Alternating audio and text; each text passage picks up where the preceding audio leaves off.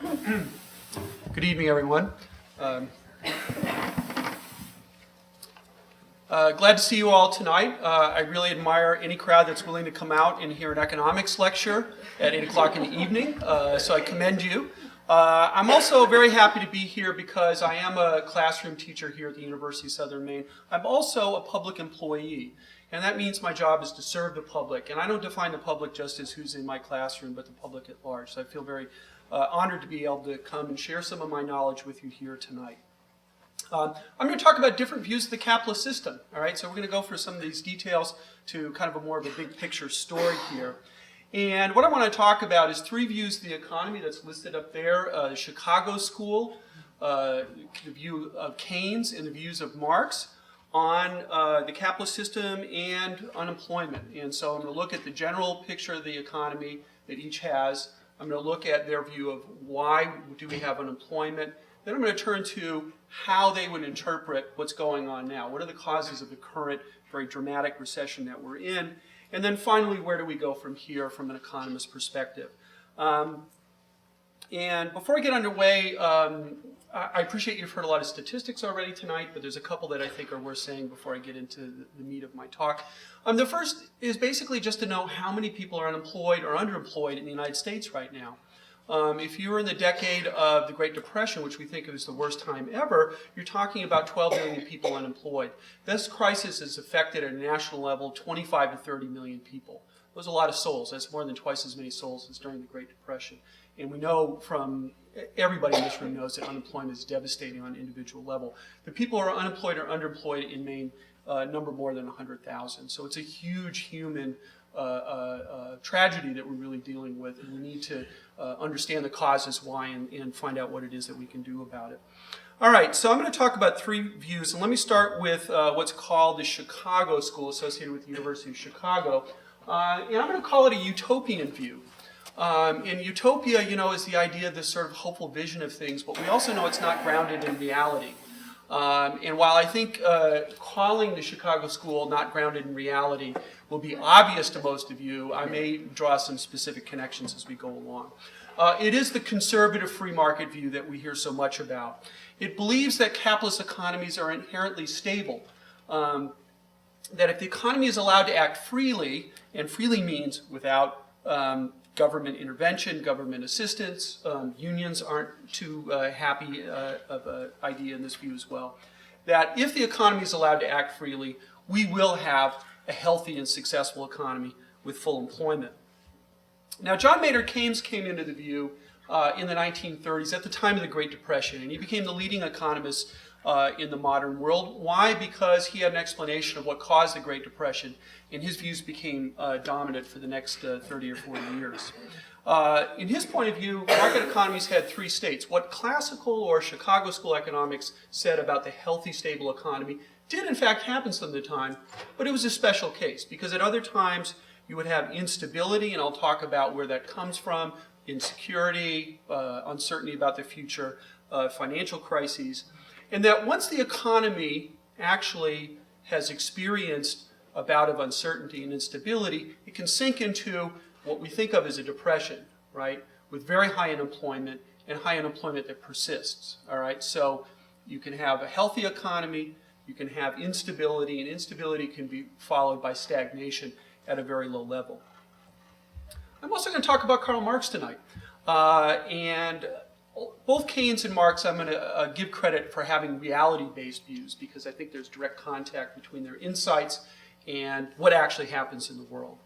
And I think it's worth saying for a second, should we freak out? Because I'm talking about Karl Marx. I mean, it is a university. We get to do that here, which you can't do in other places. You can get fired for it probably in some places. But I want to move beyond Marx as sort of the boogeyman. Because he became so in the 20th century. But in the 19th century, he was probably one of the most complete and consummate thinkers about the modern world. He had tremendous insights about how capitalism worked. And modern radical economists in the last 50 years have picked up on his insights, not necessarily agreeing with all his political ideas or his predictions, but finding his way of thinking about capitalism is very valuable. And the core of his idea is thinking about capitalism as a class society, which for tonight's purposes I will just sort of define as employers versus workers. Now, classes have opposing economic interests. It's pretty straightforward, I think, to most people if you think about it. Higher wages are good for workers, hurt profits. Lower wages help profits and hurt workers. Who are we going to tax, the rich or the poor? Are we going to have unions? Are unions going to be strong? Are they going to have rights? Or do we get rid of unions? All right, two different class interests there.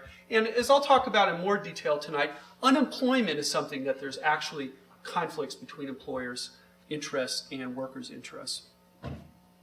Class conflict itself, the Marxian perspective, the radical perspective, believes that the economic positions of capital and labor are in part determined through long-term efforts, both political and economic, of each group acting as a group.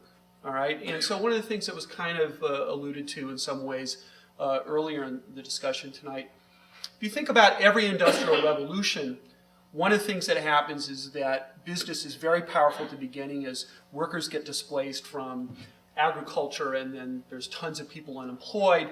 And employers push the length of the working day to 12, 14, or more hours a day. And the first social movement of almost any industrial revolution in the world, whether it be China in this day, Korea 30 years ago, or the United States and England in the 19th century, is the struggle over the length of the working day. All right? And that has been a struggle in which the different levels of economic power and political power of the two classes has determined that up and down over the generations. Marx also thought about crisis. And when I say the word crisis in Marx's terms, we're thinking about recessions and depressions. And his view is that capitalism inherently is subject to crises, that it's something that's endemic to its character. And one of the things that comes from Marx's view is that unemployment is actually good for capital. Now, while it results from crisis, it also helps employers. How does it help employers? Well, obviously, if there's a lot of people willing to take your job, then you're not going to have much negotiating power with your boss. And the more unemployment there is, the easier it is for employers to push down wages. Okay? It also keeps work effort high. If somebody's willing to take your job, or there's 4 to 7 people willing to take your job, your employer can insist that you do more. And one of the ironies of what happens during an economic crisis is that there's one group who's not working at all, and another group is being made to work harder than they already did. And we know in the current crisis that many businesses have so-called downsized, pushed people out the door into unemployment, and asked the people who are left behind to work even harder. And this is unemployment helps enforce that. And so in general, unemployment maximizes employer leverage. Now in a moment, I'm going to then talk about the actual causes of unemployment from these points of view. But first, a couple definitions. One way of looking at unemployment is to consider it to be voluntary, unemployment by personal choice. And an example of unemployment by personal choice would be there's a healthy economy. I just graduated with my engineering degree, or let me see, maybe economics PhD. There's a lot of jobs for economics PhDs out there, and I'm going to take 2 months, 8 weeks, 10 weeks to get a bunch of interviews lined up, do the interviews, get some job offers, pick through them, and then take a job. So that kind of unemployment is not a problem, and it is by personal choice. The other kind of unemployment, obviously, would be involuntary. It's caused by structural problems in the economy that are beyond an individual's power to affect. Obviously, a depressed economy with high layoffs is the most obvious kind. There's also a lot of discussion about the situations where worker lacks skills. Politicians love to talk about that because it's safe and maybe easier to deal with. Other people who are involved in policy could talk more about that. There can be other structural reasons, barriers to unemployment for people who, say, need access to child care or transportation and don't have it. Okay, so using that as a background, let's look at the 3 types of unemployment. I'm going to remind people that I'm referring to the Chicago School as utopian, and that Keynes and Marx's views are more reality-based. For the Chicago School, the argument is that unemployment is largely voluntary. It's a very strong position that they take. Involuntary employment may happen, but it's brief and fleeting.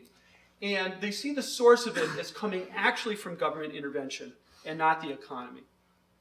What kind of government intervention could cause unemployment? First of all, generous unemployment benefits. which I know is kind of an oxymoron if you've been paying attention here tonight.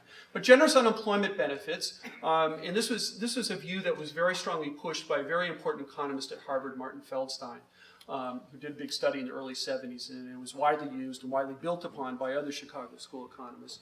The idea is that it creates a cushion for the unemployed, and they can be picky and choosy. And so they're living well enough, and they can take 6 months, 12 months to decide what job they want. Or maybe they just don't want to go to work, all right? And certainly other types of welfare incomes are perceived as causing higher unemployment as well, because again, people choose not to work, but it appears as involuntary unemployment. And then finally, unionization and minimum wages can also cause unemployment because it artificially raises wages, and employers say, the price is too high, I'm going to lay off some workers. Moving to Keynes, a more reality-based view. He recognizes, or Keynesian economists recognize, that involuntary employment is very common. Anytime we see the unemployment rise much above 3 to 4%, and during this recession it reached 10%, so that's an extra 6%, we're talking about involuntary unemployment. For Keynesians, involuntary unemployment comes mostly due to recessions, and so then the question is, well, where do the recessions and depressions come from? Keynes said, look, we have this huge depression in the 1930s. Where did it come from? It comes from an unregulated modern financial system. Modern financial systems get out of control. We always think about, the economy being healthy, competition is a good thing. Competition in the financial area of the economy leads to elaborate institutions, elaborate schemes that turn into financial bubbles, all right, like the recent housing crisis. So 3 examples of such bubbles and speculative collapses would be the Great Depression, of course, with the famous 1929 stock market crash. There were several depressions in the United States in the 1800s that came from bank panics originally. People would pull their money out of banks and banks would collapse, and then there would be a panic across the country. And then we had the 2008 mortgage and financial crisis. Also, Keynes argued that there's an inherent problem with the capitalist economy, which is that actors in the economy don't have a crystal ball. In the Chicago school world, apparently everybody's supposed to know exactly what's going on and can make rational decisions. But in fact, businesses don't know if they invest in a factory whether or not the business will be there 3 to 5 years down the line and make that a profitable business. Individuals, consumers, workers don't know if they take out a loan for a house or a car that they'll have a job in 3 to 5 years.